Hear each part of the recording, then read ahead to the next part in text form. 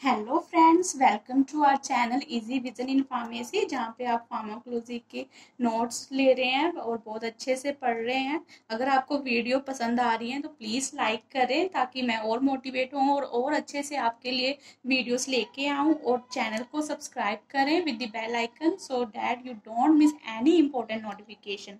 जो मेरी video sequence में देख रहे होंगे उन्हें तो पता है, हमने फार्माकोकाइनेटिक्स स्टार्ट किया हुआ है। फार्माकोकाइनेटिक्स क्या होता है? What the body does to the drug. ठीक है, कि बॉडी ड्रग्स के साथ क्या करती है। ड्रग की मूवमेंट हमने पढ़नी है, 4 फैक्टर में पढ़नी है। Drug absorption, drug distribution, drug metabolism, drug excretion, जिसको हम एलिमिनेशन भी कहते हैं। एक्सक्रीशन और एलिमिनेशन एक ही बात है। मीन्स हमने एडीएम पढ़नी है, जिसमें से हमने ए स्टार्ट किया हुआ है। A means drug absorption. ठीक है, अब ड्रग अब्जॉर्प्शन में क्या है? Movement of the drug from the site of the administration to the circulation. ठीक है, कि साइट ऑफ द एडमिनिस्ट्रेशन से लेके सर्कुलेशन तक जाने में जो ड्रग मूवमेंट हो रही है ठीक है, वो होगी अब्जॉर्प्शन। ये भी मैंने करवा दिया हुआ है और हमने इसमें फैक्टर पढ़े थे। कौन कौन से फैक्टर जो है ड्रग की अब्जॉर्प्शन को अफेक्ट करते हैं? एक्वस सोलिबिलिटी इफेक्ट करती है, कंसंट्रेशन करती है, एरिया ऑफ अब्जॉर्बिंग सरफेस करता है, वेस्कुलैरिटी करती है और रूट करता है। जिसमें से मैंने 3 फैक्टर जो हैं पहले ही बता दिए हुए हैं। अगर वीडियो आपने नहीं देखा तो आपको डिस्क्रिप्शन बॉक्स में लिंक मिल जाएगा, आप वहां जाके जरूर देखें, वरना आपको यहाँ पे आज कुछ भी समझ नहीं आएगा और आपके बेसिक क्लियर नहीं होंगे तो आपको आगे कोलोजी के जो टॉपिक हैं, वास्ट टॉपिक हैं, बहुत ही वो समझ में नहीं आएंगे। फिर फर्स्ट हम आज करेंगे वेस्कुलैरिटी। The vascularity of the absorbing surface has important role in the drug absorption process. जो ड्रग की वेस्कुलैरिटी है उसकी अब्जॉर्प्शन पे बहुत ही इम्पोर्टेंट रोल इसका है, क्योंकि बहुत इम्पोर्टेंट इफेक्ट जो है वेस्कुलैरिटी प्ले करती है अब्जॉर्प्शन की प्रोसेस में। Blood circulation remove the drug from the site of the absorption and maintain the concentration gradient across the absorbing surface. जो ब्लड सर्कुलेशन होती है उसने क्या करना है कि ड्रग को रिमूव कर देना है। कहाँ से? साइट ऑफ अब्जॉर्बिंग सरफेस, जहाँ से हमें अब्जॉर्बिंग सरफेस, ठीक है, जहां हमने एडमिनिस्टर करवाई वहां से रिमूव करके and maintain the concentration gradient across the absorbing surface, ताकि कंसंट्रेशन ग्रेडियंट वो बना सके। अब कंसंट्रेशन ग्रेडियंट एक टर्म है, कंसंट्रेशन, इसका मीन्स है कंसंट्रेशन ग्रेडियंट। अब कंसंट्रेशन ग्रेडियंट का क्या मतलब है? इसने क्या करना होता है? कंसंट्रेशन को मेंटेन करना होता है। ठीक है, मीन्स इसने इक्विलिब्रियम मेंटेन करना है through out the body. For example, अगर ब्लड, ये हमारी कोई भी वेसल ले लो आप, ठीक है, अगर हमारे बॉडी की वेसल में कहीं भी कोई भी यहाँ पे ड्रग है, फॉर एग्जांपल डी, ठीक है, अब ये ड्रग यहाँ पे नहीं रहेगी। क्यों? क्योंकि जो कंसंट्रेशन ग्रेडियंट है इसने कंसंट्रेशन मेंटेन करना है, यानी इक्विलिब्रियम को मेंटेन करना, तो ये पूरी बॉडी में सर्कुलेट कर देगी। ठीक है, अगर ये पूरी बॉडी में सर्कुलेट करेगी तो अब्जॉर्प्शन रेट जो है वो इंक्रीज हो जाएगा और अब्जॉर्प्शन टाइम जो है वो डिक्रीज हो जाएगा। जितना ज्यादा रेट होगा उतना ही कम जो है टाइम होगा। ठीक है, इनवर्सली प्रोपोर्शनल है ये। Increased blood flow hasten drug absorption just as wind hasten the drying of clothes. ये एग्जाम्पल है, जैसे कि जब तेज हवा चलती है तो जल्दी से जो हमारे क्लोथ्स होते हैं वो सूख जाते हैं, वैसे जितना ज्यादा ब्लड फ्लो होगा उतनी जल्दी ही जो हमारी ड्रग है वो अब्जॉर्ब हो जाएगी। वेस्कुलैरिटी में यही हमने पढ़ना होता है। सेकंड बहुत ही इंपॉर्टेंट फैक्टर है और लास्ट फैक्टर है जो कि अब्जॉर्प्शन ऑफ द ड्रग को इफेक्ट करता है, जिसका नाम है रूट्स। रूट्स, अब कौन कौन से रूट्स होते हैं जिसके थ्रू हम ड्रग को एडमिनिस्टर कर सकते हैं बॉडी में, वो अगर आपको जानना है तो उसकी वीडियो मैंने बनाई हुई है, रूट ऑफ ड्रग एडमिनिस्ट्रेशन, जिसमें मैंने लोकल रूट की बात की हुई है, सिस्टमिक रूट की बात की हुई है, और सिस्टमिक के अंदर ही एक रूट आता है पेरेंट्रल्स। ठीक है, ये भी सिस्टमिक में ही आता है, पर मैंने इसकी अलग से वीडियो अपलोड की क्योंकि ये बहुत इंपॉर्टेंट है। अगर आपने वो नहीं देखी तो उसको आप पहले देखेंगे तो आपको समझ आएगा कि कैसे वो अब्जॉर्प्शन की प्रोसेस में अपना रोल प्ले कर रहा है। ठीक है, route of absorption also affects the absorption of drug because each route has its own peculiarities. अब रूट कैसे अब्जॉर्प्शन ऑफ द ड्रग को इफेक्ट कर रहा है? क्योंकि हर एक रूट्स की अपनी पर्कुलैरिटीज होती हैं।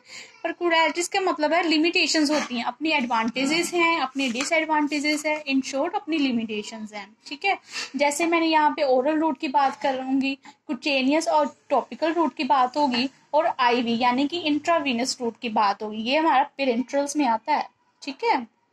जिन्होंने मेरी पिछली वीडियो देखी उनको तो ये पता होगा।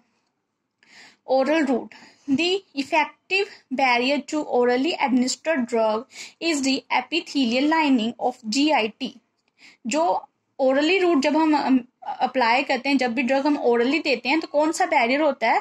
एपिथेलियल लाइनिंग का बैरियर जो है हमें क्रॉस करना पड़ता है जीआईटी में। जीआईटी क्या है? गैस्ट्रो इंटेस्टाइनल ट्रैक्ट, ठीक है। अब जीआईटी क्या है? जैसे कि ये है, अगर हमने ओरली कोई ड्रग दी है, ठीक है, ये हमारी स्टमक में जाएगी। अब स्टमक में जाएगी, ठीक है। वैसे ये एनस तक, जो माउथ से लेकर एनस तक का जो भी हमारा रूट है, इसको हम जीआईटी कहते हैं, ठीक है, गैस्ट्रो इंटेस्टाइनल ट्रैक्ट, ठीक है।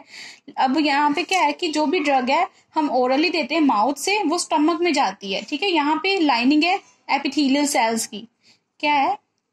एपिथेलियल सेल्स की है, ठीक है, लाइनिंग बनी हुई है, इसको हम कहेंगे एपिथेलियल लाइनिंग। ये एक बैरियर की तरह काम करता है।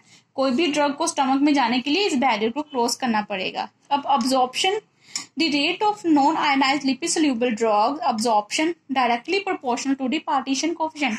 अब जो ड्रग अब्जॉर्प्शन का रेट है वो डिपेंड किस पे कर रहा है? पार्टीशन कोएफिशिएंट पे डिपेंड कर रहा है। जितना ज्यादा पार्टीशन कोएफिशिएंट होगा उतनी जल्दी और ज्यादा जो है ड्रग अब्जॉर्ब्ड होगी, ठीक है।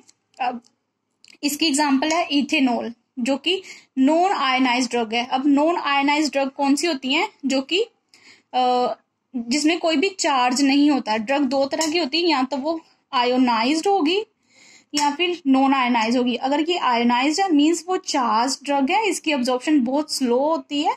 नॉन आयनाइज्ड ड्रग में कोई भी चार्ज जो होता है वो प्रेजेंट नहीं होता और अब्जॉर्प्शन इसकी जो है फास्ट होती है। हम जितनी भी ड्रग बॉडी में एडमिनिस्टर करवाते हैं, आइदर वो वीक एसिड होगी या वीक बेस होगी, ओके। अब जो हमने बोला है कि रेट ऑफ अब्जॉर्प्शन जो है वो प्रोपोर्शनल है पार्टीशन कोएफिशिएंट। पार्टीशन कोएफिशिएंट भी एक टर्म हमारी जो आ गई, इसका मीनिंग हमें पता होना चाहिए। कोई भी टर्म हम यूज कर रहे हैं उसका मीनिंग हमें पता होना चाहिए। इसकी डेफिनेशन भी कई बार पूछ लेते हैं अलग से 2 मार्क्स में। It is the ratio of concentration of A compound in a mixture of 2 immiscible phase at equilibrium. 2 immiscible phase में हमने अपने कंपाउंड की रेशियो देखनी है, ठीक है, उसको हम कहेंगे पार्टीशन कोएफिशिएंट। इसका फॉर्मूला है, पार्टीशन कोएफिशिएंट को कैसे डिनोट करते हैं? Ratio of the drug in the lipid phase and ratio of the drug in the aqueous phase, ठीक है। जैसे कि हमने ये सेपरेटिंग फनल लेनी है, ठीक है, कुछ इस तरह की होती है। ये यहाँ पे ऐसे लगा होता है, ठीक है, ये हमारी नोब होती है। ये सेपरेटिंग फनल है, इसमें हमने अपना एक्वस फेस भी डाल देना और लिपिड फेस भी डाल देना है सेपरेटिंग फनल में, ठीक है। फिर हमने इसको स्टीर करना है अच्छे से और थोड़ी देर के लिए छोड़ देना है, तो ये 2 लेयर्स बन जाएंगी। एक लेयर हमने निकाल लेनी है, ठीक है, और उसको इवेपोरेट कर लेना है और उसमें हमने अपनी कंसंट्रेशन देखनी है ड्रग की कितनी है, ठीक है, हमने दोनों फेस में देखनी है। फिर हमें पता चल जाता है कि जो ड्रग है लिपिड सोल्यूबल है या एक्वस सोल्यूबल है, लिपोइडल है और नहीं है, ठीक है। ये पार्टीशन कोएफिशिएंट के थ्रू ही पता चलता है। ये एक्सपेरिमेंट है, केमिस्ट्री में होता है, मैं इतना डिटेल में नहीं जा रही, बस आप डेफिनेशन याद रख लो कि कंसंट्रेशन हमने देखनी है ड्रग की 2 इमिसिबल फेज में। अब ये 2 इमिसिबल फेज कौन से होते हैं? एक एक्वस फेज हो गया और एक कोई भी लिपिड फेज हो जाएगा, ठीक है। जब ये हमारा पार्टीशन कोएफिशिएंट होगा, इक्विलिब्रियम में हमने इसको मेंटेन करके रखना है। सेकेंड फैक्टर क्या अब्जॉर्प्शन में इफेक्ट करेगा जब हम ओरली देंगे? Presence of food, the digestive juices, food etcetera present in the stomach retard the absorption of the drug. कोई भी डाइजेस्टिव जूसेस जो हैं फूड की प्रेजेंस में है, जब हम ड्रग देते हैं वो अब्जॉर्प्शन की प्रोसेस को रिटार्ड करेगा, मींस उसको स्लो डाउन करेगा, उसको अफेक्ट करेगा, ठीक है। क्यों? रीजन क्या है इसका? Certain drugs form poorly absorbed complexes. कुछ ड्रग्स क्या करती हैं? पोरली अब्जॉर्ब्ड कॉम्प्लेक्स बना लेती हैं फूड के साथ या डाइजेस्टिव जूसेस के साथ, जिससे वो अब्जॉर्ब नहीं होती, ठीक है। जैसे एंटीबायोटिक की मैंने यहाँ पे एग्जांपल ली हुई है, टेट्रासाइक्लिन, ये क्या है? एंटीबायोटिक है, ठीक है। इसमें कौन कौन सी एग्जांपल मैं बता देती हूँ थोड़ी सी। ऑक्सी, टेट्रासाइक्लिन, क्लोर टेट्रासाइक्लिन, ठीक है, डोक्सो टेट्रासाइक्लिन, मीनोसाइक्लिन, ठीक है, ऐसी एग्जांपल्स हैं।